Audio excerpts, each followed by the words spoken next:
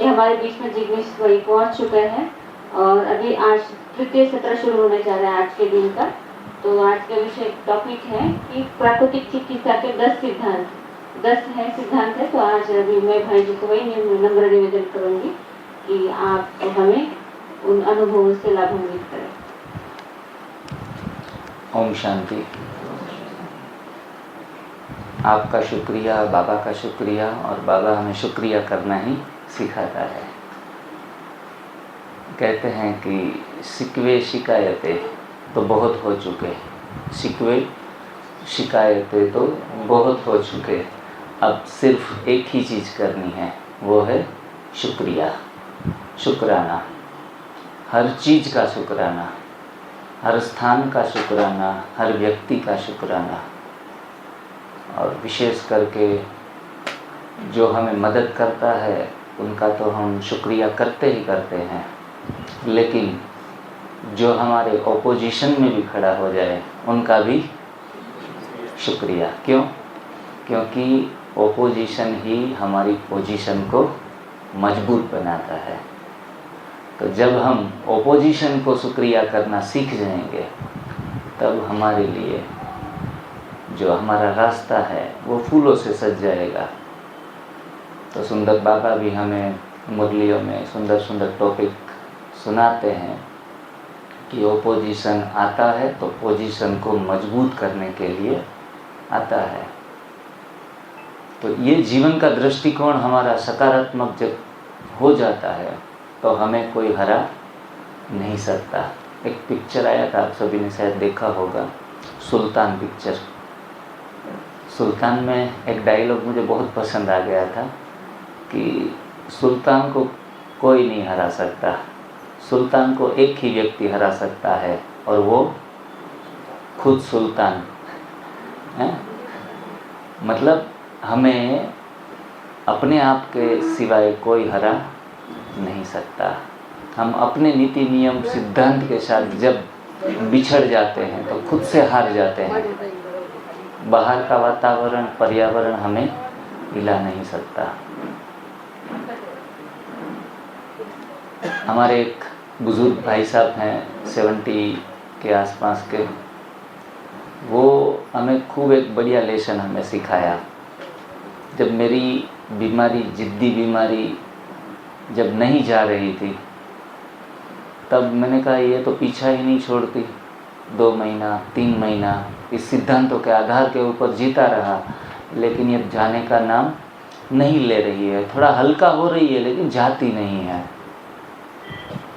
तब उन्होंने कहा कि रोग को कभी रोग समझना नहीं चाहिए, बीमारी को कभी बीमारी समझना नहीं चाहिए। आपके बीमारियां काफ़ी सारी तो चली गई है, तो एक के पीछे क्यों रोना रो रहे हो। और हमेशा याद रखना कि ये रोग नहीं है, ये मौका है। क्या बोले? ये रोग नहीं है, ये तो मौका है।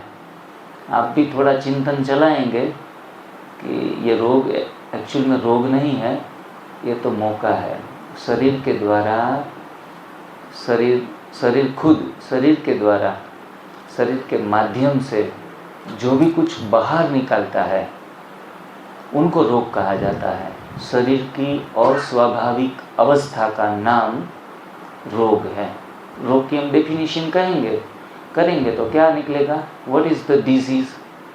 Disease means abnormal condition of the body, it's called disease. नाक का काम है सांस लेना। नाक से अगर सर्दी बाहर आ रही है तो काम करने के बजाय कुछ दूसरा काम कर रहा है नाक। मुख का काम है खाने को अंदर लेके जाना। मुख उल्टी कर रहा है, खाने को बाहर निकाल रहा है। मतलब एबनॉर्मल कंडीशन हो गई हमारी। आँखों का काम है देखना, देखने के बदले देखना बंद हो गया। आँखों में से पानी बह रहा है, आँखें लाल हो रही है, इट्स कॉल्ड एबनॉर्मल कंडीशन। हाथ ऐसे ही रहता है हमारा, पेन करते करते हाथ का स्वाभाविक अवस्था में ऐसे रहना होता है, जबकि हाथ ऐसे किसी के अकड़ जाते हैं ना, तो ऐसे ऐसे चलते हैं रोबोट की तरह। बोला ये तो स्टाइल है, स्टाइल नहीं, लेकिन एसिडिक बॉडी ज़्यादा हो जाता है तो ऐसे ऐसे चलते हैं।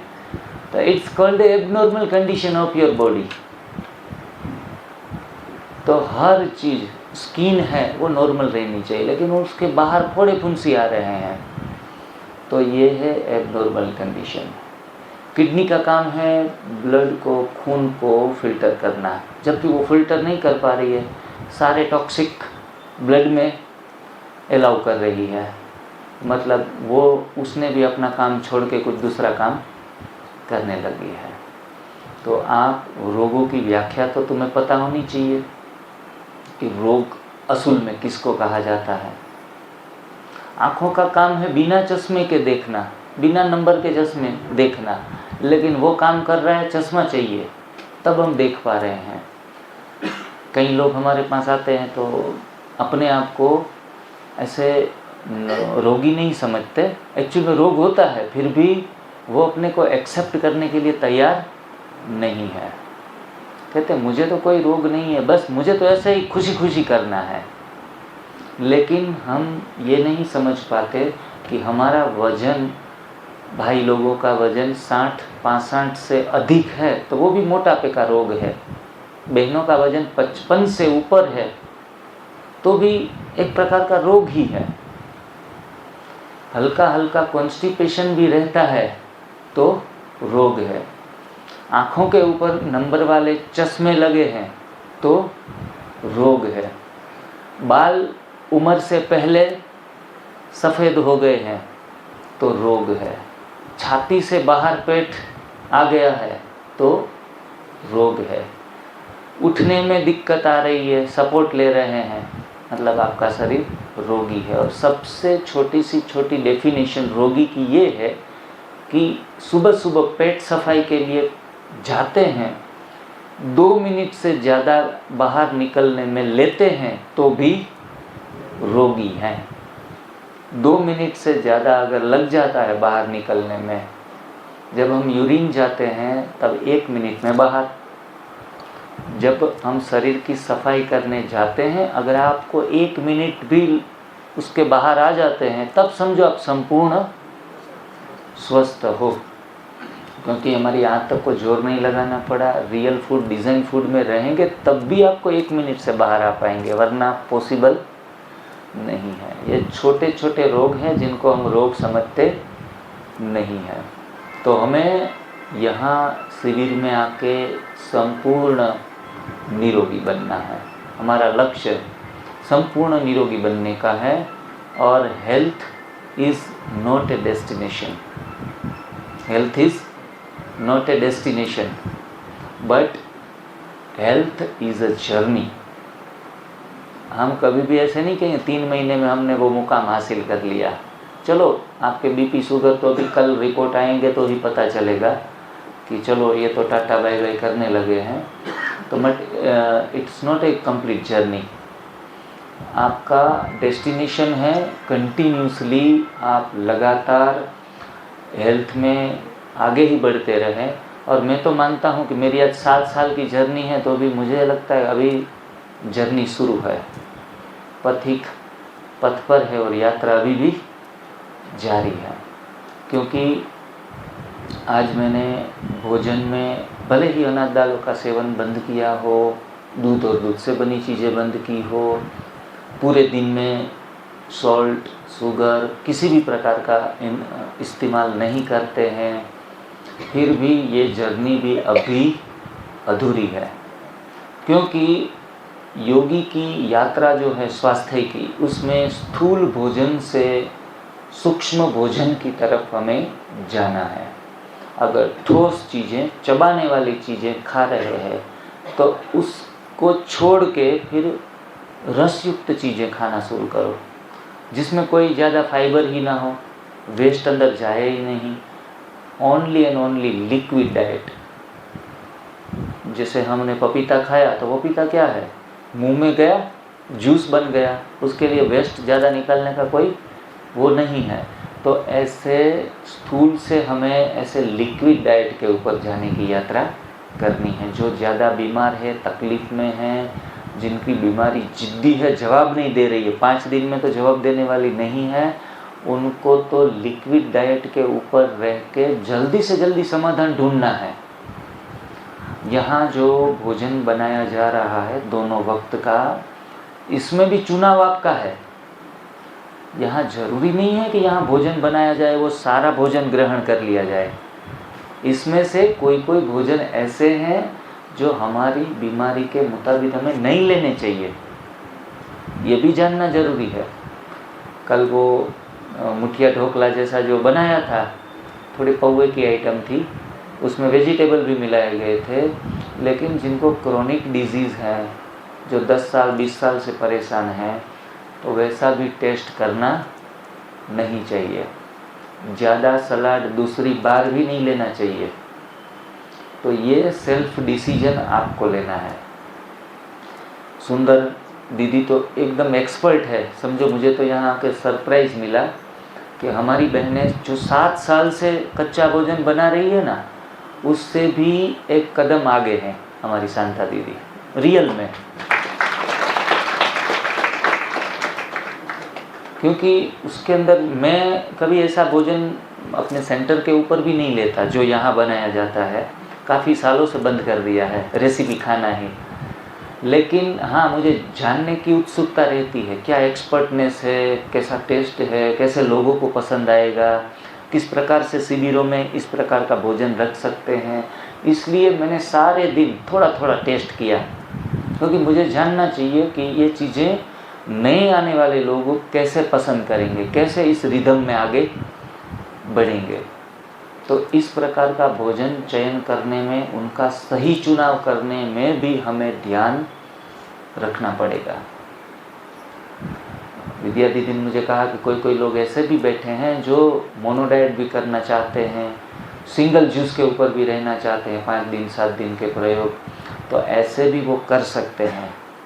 वो चाहे एक कोई भी पर्टिकुलर डाइट को चूज़ करे और वो 5 दिन लेते रहें। जैसे कि किसी ने सलाद और चटनी पसंद की, तो सलाद और चटनी के ऊपर 7 दिन रह सकते हैं। किसी ने मैंगो पसंद किया, मैंगो के ऊपर 5-7 दिन 10 दिन रह सकते हैं।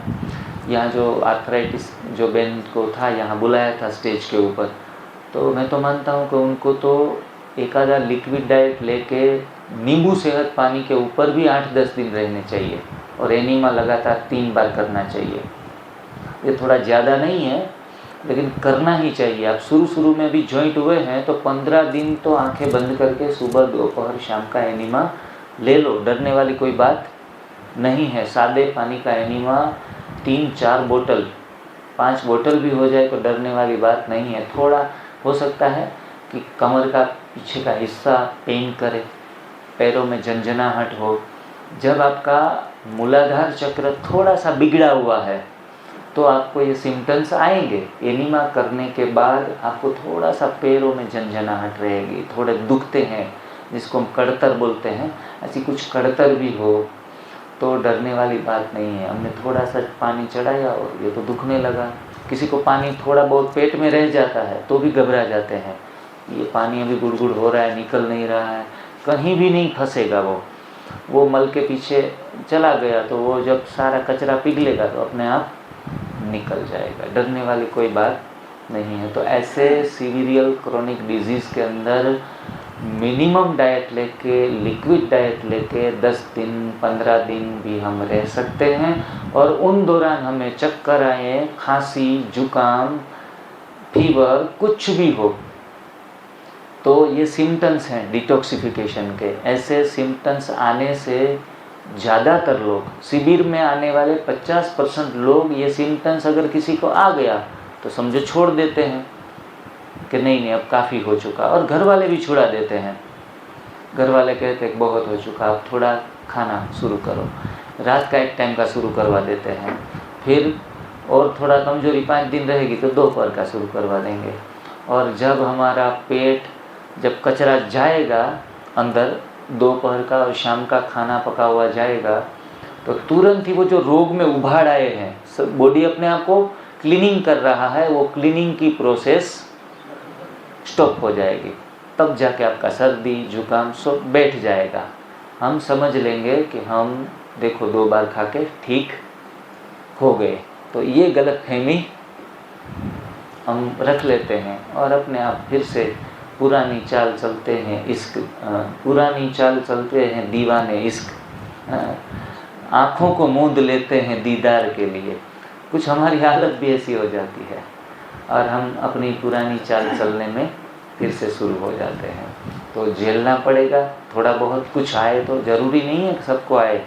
20-30% लोगों को कुछ डिटॉक्सिफिकेशन के लक्षण आ सकते हैं। तो इस हिसाब से हमारी यात्रा को आगे जारी रखना है। तप सेवा सुमिरन NDS जो भी कहो एक ही है। वो तप सेवा सुमिरन का एक सुंदर गायन है जिनकी एक एक लाइन में जीवन के मूल मंत्र समाये हुए हैं। मैं थोड़ा आपको गा के सुनाऊंगा।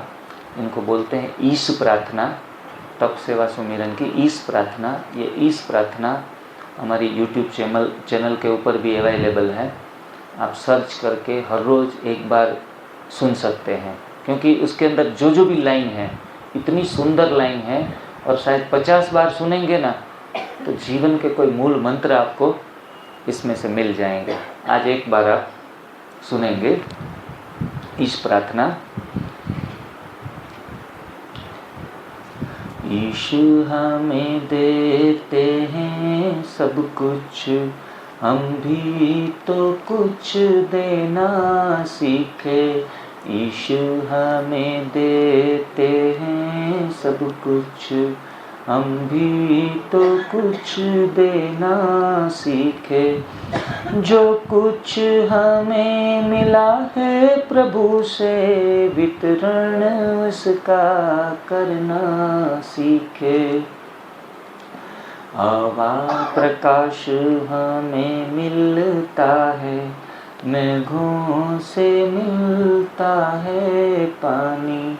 हवा प्रकाश हमें मिलता है, मेघों से मिलता है पानी। यदि बदले में कुछ नहीं देते, इसे कहेंगे बेईमानी। इसलिए दुख भोग रहे हैं, दुख को दूर भगाना सीखे। यीशु हमें देते हैं सब कुछ, हम भी तो कुछ देना सीखे। जो कुछ हमें मिला है प्रभु से, वितरण उसका करना सीखे। तपती धरती पर पथिकों को पेड़ सदा देता है छाया। तपती धरती पर पथिकों को पेड़ सदा देता है छाया। अपना फल स्वयं न खाकर जीवन उसने सफल बनाया। 10वां पहले प्रभु को देकर, बाकी स्वयं बरतना सीखे। 10वां पहले प्रभु को देकर, बाकी स्वयं बरतना सीखे। आगे की लाइन है, मानव जीवन दुर्लभ है, हम इसको मल से रहित बनाए। मानव जीवन दुर्लभ है, हम इसको मल से रहित बनाए। खिले फूल खुशबू देते, वैसे ही हम भी बन जाएं। तप सेवा सुमिरन से जीवन, तप सेवा सुमिरन से जीवन प्रभु को अर्पित करना सीखे। यीशु हमें देते हैं सब कुछ, हम भी तो कुछ देना सीखे। सर्व दुखों से मुक्ति का मार्ग ही यही है। आगे की लाइन है लास्ट। असत नहीं यह प्रभुमय दुनिया, और नहीं है यह दुखदाई। असत नहीं यह प्रभुमय दुनिया, और नहीं है यह दुखदाई। दिल दिमाग को सही दिशा दे तो बन सकती है सुखदाई। जन को प्रभु देते हैं सब कुछ, लेकिन जन तो बनना सीखे। ईश हमें देते हैं सब कुछ, हम भी तो कुछ देना सीखे। जो कुछ हमें मिला है प्रभु से, वितरण उसका करना सीखे। तो ऐसी सुंदर इस प्रार्थना दिन में एक बार अवश्य सुननी चाहिए, क्योंकि एक ही बार अच्छी अच्छी लाइनें अंदर जाती रहेगी, ग्रहण हमारा मन और आत्मा करती रहेगी, और जीवन में ये बातें एक एक लाइन जो समझाई गई है उसके अंदर से हमारा चिंतन चलेगा। क्योंकि एक बार किसी भी चीज़ का अध्ययन करने से मास्टर नहीं बनते। एक बार कोई लेक्चर सुन लिया, एक शिविर अटेंड कर ली, तो उसमें हम परिपूर्ण नहीं हो सकते। अध्ययन करना खूब ज़रूरी है। 5 दिन ख़त्म होने के बाद भी इस चीज़ से जुड़े रहना है। सारे के सारे वीडियो यहाँ के एक के बाद एक YouTube के ऊपर रख देंगे। मतलब यहाँ जो भी चर्चाएं की गई है वो मैं तो मानता हूँ 2-4 बार अवश्य फिर से सुन लो। और जो लोग शिविर अटेंड नहीं कर पाए हैं किसी वजह से, उनको भी ये सारे लेक्चर्स, ये सारी बातें YouTube के ऊपर मिल जाएगी। आपका भी कोई लेक्चर मिस हुआ हो तो वो सारे लेक्चर्स YouTube पे आराम से मिल जाएंगे। तो बार बार अध्ययन करना और उसमें मास्टरी लेना ज़रूरी है छोटी सी बात, ज़्यादा इक्वेशन है नहीं, ये बात समझ में आ गई, फिर भी अध्ययन करना बहुत ज़रूरी रहेगा। मैं अपने समय में बात करूं तो मैं अभी आज सुबह आप मिले चौहान सर से, उसने जो भी बातें स्वास्थ्य के विषय में बताई गई है उनके वीडियोस में रात को सोते समय चलाता था। 1 घंटा 2 घंटे का लेक्चर, तो ज़्यादातर हमें 2-2 घंटे के लेक्चर सुनना पसंद नहीं है। फिर भी स्वास्थ्य में सुधार आ रहा था, बीमारियां जा रही थी, तो मुझे इंटरेस्ट लगा कि कुछ तो बात है। इतने भारत में नहीं, भारत के बाहर भी लोग ठीक हो रहे हैं, तो कुछ तो बात में है। एक ही प्रकार के वीडियो रात को कब मैं सो जाता और वीडियो चलते रहते। ऐसे नींद में भी अगर कोई चीज़ें हमारे अंदर जाए ना तो वो अंदर बैठ जाती है। ये साइंटिफिक बातें हैं कि अगर बच्चे को भी रात को सुलाने के बाद आपको जैसे भी अफर्मेशन देने हैं छोटे बच्चे को, तो आप बोलो कि आप महान आत्मा हो, आप पवित्र आत्मा हो। अगर छोटे बच्चे को नींद आने के बाद अगर आप उनको सम्मान देते हो तो वो उनके सबकॉन्शियस में चले जाते हैं। ये टेक्निक्स हैं। तो आपको किसी भी विषय में रुचि है तो रात को सोते समय ऐसे कुछ सुनना चाहिए, जिनके कारण वो अंदर पूरा माइंड हमारा ग्रहणशील बन जाता है और हम उसमें एक्सपर्ट हो जाते हैं। सुबह उठने के बाद हम मुरली क्यों सुनते हैं? क्योंकि फ्रेश माइंड होता है। बाबा के महावाक्य जाते हैं तो मनुष्य से देवता की ये करत न लागी वार, देवता बनेंगे ही हम। तो साथ में अभी स्वास्थ्य भी रखना जरूरी है, तो स्वास्थ्य का एक आधा वीडियो सुन लो सुबह सुबह अपने 1 घंटे का जो भी टाइमिंग है उसमें 2 वक्त कभी भी मिस नहीं करने चाहिए इस सब्जेक्ट को लेने के लिए। तो आप ज़्यादा एक्सपर्ट बनेंगे, ज़्यादा किसी को प्रश्न पूछने की ज़रूरत नहीं रहेगी। मैंने तो देखा है लोग 5 साल से कर रहे हैं लेकिन अभी प्रश्न ख़त्म नहीं हुए। क्यों? इनको जो अटैचमेंट होना चाहिए इस चीज़ से वो नहीं हो पाता, तो 5 साल के बाद वहीं रह जाते। 1-2 महीने के लिए प्रश्न उठते हैं वो तो समझ में आता है, लेकिन लंबे समय तक प्रश्न उठना अच्छा नहीं है। तो इस टेक्निक से आप सुबह और शाम ऐसा अध्ययन करते करते अपने रोगों का कारण खुद ढूंढ पाएंगे और कहाँ करेक्शन करना है वो आपको खुद को ही पता चल जाएगा। आज हम देखते हैं कि इस ईश्वरीय चिकित्सा के कितने सिद्धांत हैं, वो सिद्धांतों के बारे में चर्चा करेंगे। कई लोग इनको एनडीएस को नेचुरोपैथी समझ लेते हैं। नेचुरोपैथी में और एनडीएस में क्या फ़र्क है, किसी को पता है? कोई बताएगा? बिल्कुल, वो एक उपचार की पद्धति है, ट्रीटमेंट बेस्ड है, और जबकि एनडीएस कोई डाइट है और कोई उपचार पद्धति नहीं है, कोई ट्रीटमेंट नहीं। आपको 5 दिन में कोई ट्रीटमेंट दी गई? किसी का हाथ देखा गया, नस नाड़ियाँ देखी गई? कुछ भी नहीं हुआ। आप आए, बस सुनते गए और बस अपना एक सुबह से लेकर शाम तक का डाइट आपने चेंज कर दिया और पुराना डाइट जो पड़ा है उनको थोड़ा निकालने का प्रयास किया, और कुछ नहीं।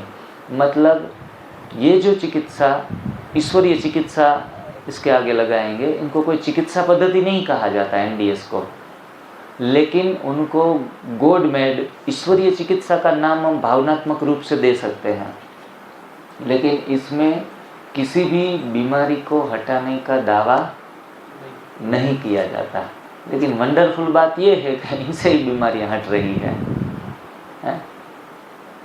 और ये ईश्वरीय चिकित्सा और नेचुरोपैथी, इसमें थोड़ी सिमिलरिटी हम कहेंगे। आयुर्वेद के भी कुछ सिद्धांत इसमें अप्लाई किए गए हैं, जैसे कि लंघनम परम औषधम, तो वो सिद्धांत एनडीएस में लागू किया गया है। दूसरा सिद्धांत आयुर्वेद का क्या है कि लंघनम के बाद सर्वरोगानुमूल कुपितमल। आयुर्वेद में ये कहा गया है कि सर्व रोगों का मूल क्या है? शरीर में जमा हुआ कुपित मल। तो ये सिद्धांत को भी एनडीएस ने एक्सेप्ट किया है। आयुर्वेद में कहा गया कि गीर गाय का दूध बहुत अच्छा है, खाओ पियो, घी खाओ। कफ के बदले पित्त बड़ा है तो दूध और दूध से बनी चीज़ें भी उसमें एक दूसरे दोषों को समन करने के लिए अलाउ है। जबकि जो बातें मनुष्य को बीमार करे वैसी बातें एनडीएस में से निकाल दी गई है। उसमें काढ़े का भी महत्व है। हमारे विवेक भाई ने पूछा था कि आप कौन सा काढ़ा पिलाते हो क्योंकि उनको एनडीएस के बारे में थोड़ा बेसिक बातें पता नहीं थी, तो उसने पूछ लिया कि भाई ये जो नेचर के साथ कनेक्ट करते हैं ना, वो लोग काढ़ा पिलाते हैं। लेकिन इसमें काढ़ा पीने की बात भी नहीं है, कोई कड़वी फाकी भी खाने की बात नहीं है। सिर्फ और सिर्फ आपको प्रकृतिगत जीवन जीना है, वमन करने की भी बात नहीं है, नेति धोती करने की बात भी नहीं है। नेति धोती नौली ये सारी प्रक्रियाएं हम जानते हैं, पंचकर्म के अंदर भी, षटकर्म के अंदर जो भी आती हैं। कोई तो नाक से वो सुतराउ पट्टी चढ़ाते हैं, इस तरफ से निकालते हैं, साफ करना। कोई पानी चढ़ाते हैं नाक के अंदर, जहाँ नाक में पानी चढ़ाने के लिए भगवान ने दिया नहीं है, हमें मुंह दिया है, फिर भी नाक में पानी चढ़ाते हैं, क्योंकि कुछ गलत किया है तो किसी भी तरीके से गलत क्रियाएं कर करके भी स्वस्थ होना चाहते हैं। एक्चुअल में एनडीएस में ये नेति धोती नौली कुछ भी करने का ज़रूरत नहीं पड़ता, वमन करने की भी ज़रूरत नहीं पड़ती। आप वमन करने के समय क्या करते हैं? 1 गिलास 2 गिलास 3 गिलास भरते जाओ उकड़ू बैठ के, और 2 उंगलियां अंदर डाल के सारा निकाल दो आमाशय से। चलो, हमें राहत मिलती है। एनडीएस की काफ़ी जो भी चीज़ें हैं, उनके अलावा नेचुरोपैथी की टेक्निक्स से भी लोगों को फ़ायदा होता है। जबकि एनडीएस अगर सही तरीके से 100% करेंगे ना, तो अपने आप वोमिटिंग हो जाएगा और कचरा बाहर निकल जाएगा। अलग से प्रयास करने की ज़रूरत नहीं पड़ेगी। करते हैं, आप एक्सपर्ट है तो कोई मना करेगा नहीं, आप कर सकते हैं अपने तरीके से। एक बहन थी जिनको लंग्स में काफ़ी इफ़ेक्ट आई थी, एकदम कमज़ोर थे लंग्स, 30% काम कर रहे थे। तो इसमें सफाई के लिए वमन नेचुरोपैथी में कहा जाता है। तो बेचारी ने वमन तो कर लिया और अंतड़ियाँ ऊपर चढ़ गई और परेशानियाँ बढ़ गई। तो कभी कभी हमारा शरीर वो झेलने के लायक भी नहीं बचा है, वो भी देखना है ऐसी प्रक्रिया करने में। तो ये किसी नेचुरोपैथी के एक्सपर्ट है उनकी निगरानी में करे तो अच्छा है, लेकिन एनडीएस में हम अलाउ नहीं करते कि भाई आप घर पे जाके वमन करो या फिर वो नाक में पानी चढ़ाओ। आराम से आप बैठो उठो। हम तो एक्सरसाइज को भी बोलते हैं कि अगर कैपेसिटी है तो करो, कैपेसिटी नहीं है तो ज़बरदस्ती किसी भी अंग को मरोड़ना भी नहीं है, वो भी सेहत के लिए हानिकारक हो जाता है। क्योंकि अभी शरीर में टॉक्सिक पड़े हैं, हाईली एसिडिक बॉडी है पका हुआ खा के, और आप उसको ज्यों त्यों मरोड़ दे रहे हैं। पहले यम नियम का पालन करो, अपना भोजन एटलीस्ट 70% तो अल्कलाइन करो, तब जाके आप एक्सरसाइज करने के लिए वैलिड होते हैं, वरना आप वैलिड नहीं हो। तो पहले आपका भोजन परिवर्तन करो, बाद में हर आयाम आपके लिए उपयोगी हो सकता है। नेचुरोपैथी में 5 तत्वों से व्यक्ति की चिकित्सा की जाती है। कौन कौन से 5 तत्व? जो हमारा शरीर बना है 5 तत्वों से, वही 5 चीज़ों का इस्तेमाल किया जाता है नेचुरोपैथी में। अग्नि, धूप में बैठो 1 घंटा, हल्की धूप में, कहा जाता है नेचुरोपैथी में। एनडीएस में किसी ने कहा कि हल्की धूप में बैठो? इसमें प्राकृतिक चिकित्सा नहीं है। एनडीएस कोई प्राकृतिक चिकित्सा नहीं है। सन गेजिंग करो, ऐसा भी कुछ कहा नहीं जाता। पानी के अंदर सोते रहो, टब के अंदर टब स्नान करो, और या फिर गर्म पानी करके उसमें आप पड़े रहो, जल चिकित्सा भी नहीं है। मिट्टी के अंदर पूरा लेप लगा लो, मिट्टी पट्टी करो, ऐसा भी नहीं है। 5 तत्वों की कोई चिकित्सा नहीं है। करते हो आप तो एनडीएस में कोई मना नहीं है, क्योंकि प्रकृति से जुड़ना अच्छा है। आप मिट्टी पट्टी करते हो, अगर पूरे शरीर में एक बनियान और चड्डी पहन के पूरे शरीर में आप लेप लगा लो मिट्टी का, जो अच्छी शुद्ध मिट्टी हो, ऐसा लेप लगा के भी 1 घंटा बैठा जा सकता है। सारा अंदर से टॉक्सिक मिट्टी खींच लेगा। ये प्रयोग अच्छे हैं। धूप में, हल्की धूप में आधा घंटा 1 घंटा टहलना बहुत अच्छा है। बेयरफुट वॉकिंग करना बहुत अच्छा है। नंगे पैर घास के ऊपर चलो, मिट्टी के ऊपर चलो, तो ये हो गई पृथ्वी चिकित्सा, मिट्टी चिकित्सा। सारी चिकित्साएं हम अपने तरीके से जितनी मात्रा में हो उतनी मात्रा में हम कर सकते हैं। खुली हवा में टहलो, शुद्ध ऑक्सीजन लो, प्राणायाम करो, तो ये हो गई वायु चिकित्सा। वायु से अपने शरीर को ठीक करना, किसी भी चीज़ की मना नहीं है, लेकिन ये 5 तत्वों से पार, उसमें भी उपवास करवाया जाता है नेचुरोपैथी में कि आप पेट खाली रखो, कुछ भी न पियो, न खाओ न पियो, सिर्फ और सिर्फ उपवास रखो। चलो, उपवास तो हम इसमें भी देते हैं, नेचुरोपैथी में भी देते हैं। तो डिफरेंट क्या हुआ? डिफरेंट ये है कि वो उपवास रोगों को हटाने के लिए दिया जाता है, और एनडीएस का उपवास जो है वो आपको साधना मार्ग में अच्छे भाव से दिया जाता है। मतलब आत्मा परमात्मा के साथ कनेक्ट हो, उपवास, परमात्मा के समीप बैठना, उसके लिए उपवास दिया जाता है। तो दोनों में भावनाओं का परिवर्तन है। उसमें आप स्वस्थ हो रहे हो, वो आपकी साइड इफ़ेक्ट है, बाई प्रोडक्ट है। उपवास करके आप ठीक हो रहे हो, वो आपकी बाई प्रोडक्ट है, लेकिन ये ईश्वर से जुड़ने का मार्ग है। इसलिए इनको प्राकृतिक चिकित्सा न कहते हुए ईश्वरीय चिकित्सा कहा जाता है। 5 तत्व किसने बनाए? गॉड मेड हैं 5 तत्व। तो मतलब एक हो गया क्रिएटर और एक हो गई क्रिएशन। 5 तत्व क्रिएशन है। तो प्राकृतिक चिकित्सा क्रिएशन बेस के ऊपर आधारित है। इतना सिंपल हम डेफिनेशन समझे तो वो क्रिएशन से लोगों को ठीक करने का प्रयास करते हैं, जबकि एनडीएस तप सेवा सुमिरन वो क्रिएशन आपको ठीक नहीं करती, आपको क्रिएटर ठीक करता है। मतलब क्रिएटर से जुड़ना सिखाती है। क्रिएटर ने 5 तत्व बनाए हैं तो वो हमारे काम में आ जाएंगे। तो ये दोनों चिकित्सा में इतना डिफरेंस समझना जरूरी है। प्राकृतिक चिकित्सा के 10 सिद्धांत है, उसमें सिमिलर ये सारी चीज़ें ईश्वरीय चिकित्सा को भी लागू होती है। तो पहला सिद्धांत है सभी रोग एक है और उनका कारण भी एक है और उनका उपचार भी एक है। कितना सुंदर सिद्धांत है। अब आप कहेंगे मेहरबानी करके ऐसे प्रश्न न पूछिए कि मुझे बीपी है तो मैं क्या करूं, मुझे थायराइड है तो मैं क्या करूं, मेरे घुटने दुख रहे हैं तो मैं क्या करूं, मुझे कैंसर है तो मैं क्या करूं।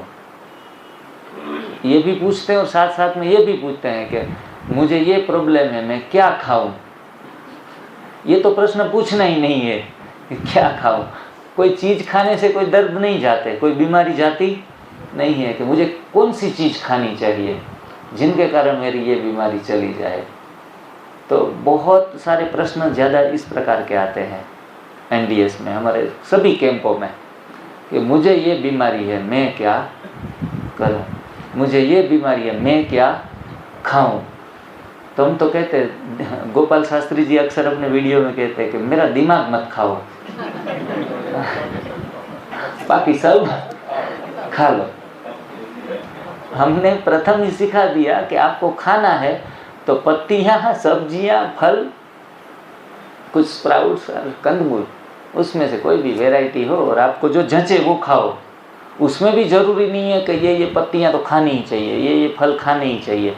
कई बार तो कोई फल हमें शूट नहीं करते, तो बोला देखो ये भाई फल खाने को बोल दिया और हमें तो फल शूट नहीं कर पा। अरे उस फल को छोड़ दो, दूसरा फल ले लो जो आपको अनुकूल करे। तो ऐसे छोटे छोटे प्रश्न में उलझकर बहाने ढूंढ लेते हैं निकलने के, बाहर निकलने के। तो सभी रोग एक है, रोगों का कोई नाम नहीं है, रोगों का नाम एक ही है। कोई कहेगा क्या नाम है रोग का? रोगों का नाम एक ही है, एक ही शब्द में उनको व्याख्यायित कर सकते हैं। रोग का नाम है गंदगी। क्या कहेंगे? गंदगी है। किसी के दिमाग में पड़ी हुई है, किसी के दिल में, किसी के पेट में, किसी के घुटने में, किसी के प्रोस्टेट में, तो किसी के शोल्डर में। नाम हमने अलग अलग कर दिए हैं। इसीलिए बीमारी को अलग अलग नाम दे के शर्मिंदा नहीं करना है। बीमारी एक ही है, वो उनका नाम है गंदगी। वेस्ट आपने जो जमा किया है, कहीं कहीं जगह लिक्विड फॉर्म में वेस्ट हो गया, कहीं सॉलिड फॉर्म में वेस्ट हो गया, कहीं गैस फॉर्म में। कोई कहता है यूरिक एसिड जाएगा इससे, तो एसिड फॉर्म में वेस्ट हो गया। किसी को घुटने या कमर दर्द है तो गैस शरीर में बढ़ गया तो दर्द होता ही रहेगा। जिसके शरीर में गैस है उनके शरीर में दर्द होते ही रहेंगे। तो फिर गैस को नियंत्रण करने के लिए आपको अनाज दालें छोड़नी पड़ेगी, दूध और दूध से बनी चीज़ें छोड़नी पड़ेगी और पुराना जो गैस बन रहा है उनको निकालना पड़ेगा। बात खत्म। गंदगी की सफाई करो। बीमारी का इलाज इसमें है और उपचार भी एक है, कोई अलग अलग उपचार नहीं है कि इनके लिए एंजियोग्राफी कराओ, इनके लिए बायोप्सी कराओ, इनके लिए ये फलाने औषधियाँ ले लो। कोई उपचार अलग अलग नहीं है। इनके लिए जल चिकित्सा लो, उनके लिए अग्नि चिकित्सा लो। कोई भी चिकित्सा की ज़रूरत नहीं है। उपचार सिर्फ और सिर्फ एक है। वो उपचार कौन सा? बीमारी एक, गंदगी, तो उपचार सफाई। That's all. सफाई करो, सफाई करना आना चाहिए। तो सफाई किस किस चीज़ से होती है बताइएगा? कौन कौन सी चीज़ से सफाई होगी? सिंपल, उपवास करने से सफाई होगी। उपवास से सफाई होती है, हमारे सेल्स एकदम डिवाइन बनते हैं, कचरा निकलने के लिए मौका मिल जाता है। दूसरा चीज़ सफाई के लिए एनिमा लगा लिया, वो भी सफाई होगी। तीसरी चीज़ मेडिटेशन, वो भी एक मन और बुद्धि की सफाई ही है। बहुत बढ़िया आंसर। स्नान करना चाहिए थोड़ा सा घिस के अच्छे तरीके से। जो भी एनिमा लेते हैं, एनिमा लेने के बाद तुरंत ही स्नान करना जरूरी है। तौलिया थोड़ा घिस के हमारे रोम छिद्र खुले करने हैं, तो और भी बढ़िया फ़ायदा होगा। तो स्नान करना जरूरी है। लेकिन स्नान इतना किया हमने, बाहर से स्नान किया, अंदर से कभी सफाई नहीं की, इसलिए स्नान करते करते भी बीमार हो गए। देखो आंतरिक स्नान जरूरी है। एनिमा द्वारा हमें आंतरिक स्नान मिलता है, जबकि साबु शैम्पू लगा के बाह्य स्नान मिलता है। गाय बैल बारिश में ही नहाते हैं, बाकी तो नहाते भी नहीं है। वंडरफुल बात यह है कि वो नहाते भी नहीं है, फिर भी हमारी तरह बीमार नहीं है। और हम कहते हैं अच्छा स्नान करेंगे तो बीमार नहीं होंगे। अरे नहाते नहाते भी लोग बीमार है, 3-3 बार नहाते भी बीमार है। बाहर का स्नान उतना जरूरी नहीं है जितना अंदर का स्नान। लेकिन अंदर का स्नान करने के लिए कोई राजी नहीं है। आज एक माता जी मुझे मिली, बोला 2 दिन तो मैंने कुछ किया ही नहीं, सिर्फ सुनती रही। तीसरे दिन शुरू किया। आसपास के लोगों ने जब शुरू किया ना, तब मैंने स्टार्ट किया कि नहीं अब ठीक है। मतलब बाहर का स्नान तो हम करते आए, यहाँ आए हैं तो बाहर का स्नान, लेकिन आंतरिक स्नान करने में 2 दिन लगा दिए। अगर 2 दिन और करते तो और फायदा होता है। लेकिन ऐसी बातें एक्सेप्ट करने में भी हम दिन नहीं, महीने नहीं, साल भी लगा देते हैं। कोई इतनी शिविरें करते रहते हैं। एक भाई है हर शिविर में हाजिर होता है, मैंने देखा हर वीडियो शूटिंग में वो भाई देखने को मिलता है। तो आप इतनी शिविरें करते हो? बोला मेरा रिसर्च चल रहा है। अब कितना रिसर्च करोगे आप उनके ऊपर? अप्लाई तो करो। बहुत होशियार लोग ज़्यादा रिसर्च करते हैं। 50 लोगों को परिणाम मिल जाए फिर देखेंगे चलो करना है कि नहीं करना है। और खुद को ज़्यादा स्वस्थ समझते हैं तो फिर नहीं भी करते हैं। जान लिया है, ज्ञानी बन गए। जानने से ज्ञानी नहीं बनते, आचरण करने से ज्ञानी बनते हैं। तो सभी रोग एक है, उनका कारण भी एक है और उनका उपचार भी एक है, उनका निवारण भी एक है। सफाई करो, वो चाहे आप मिट्टी पट्टी से कर लो, पेट की पट्टी लगा के कर लो, वमन करके कर लो, जो भी आपको अपनी जिम्मेवारी के ऊपर, दूसरी कोई नेचुरोपैथी की ट्रीटमेंट आप अपनी जिम्मेवारी के ऊपर कर सकते हो। हम तो सादा पानी का एनिमा प्रयोग करवाते हैं, लेकिन कोई निष्णांत है, नेचुरोपैथी के डॉक्टर हैं, तो किसी को स्किन की एलर्जी है तो उनको कड़वी नीम का एनिमा दिया जाता है। देखो कड़वी नीम की एनिमा से शुगर भी जल्दी से कंट्रोल होता है और स्किन की एलर्जी भी जल्दी से जाती है। लेकिन उनके लिए आपको कोई नेचुरोपैथी डॉक्टर कंसल्ट करके उनके सुपरविजन में करना है, वरना हो सकता है कि आपका शुगर इतना नीचे न चला जाए कि चक्कर आ जाए। क्योंकि उनकी मात्रा निश्चित होती है, 5 दिन करो, 10 दिन करो, 15 दिन करो। लेकिन हमें तो मज़ा आता है तो रात को लड्डू खा के फिर कड़वी नीम का एनिमा चढ़ा देते हैं। ये सिलसिला हमें लगा कि इलाज मिल गया। इसीलिए ज़्यादातर लोग अपने को सुधारने के बदले बाहर से कुछ लिया जाए और ठीक हो जाए, तो हम अपने आप को बदलना नहीं चाहते। इसीलिए कहते हैं कि खुद की जिम्मेवारी के ऊपर कोई भी प्रयोग करना है तो करो, क्योंकि इंसान वो आलसी प्राणी है। खुद को बदलने के बदले दूसरे कोई प्रयोग करके ठीक हो जाए तो अच्छा है। वो कड़वे पत्ते कोई आते हैं, इसको हमारे वहाँ गुजरात में क्या कहते हैं, जो जिसमें फूल भी आते कड़वे, हनुमान जी को चढ़ाते हैं, अक का, हाँ अक के पत्ते आते हैं ना, आंकड़ा, गुजराती में हमारे आंकड़ा कही है,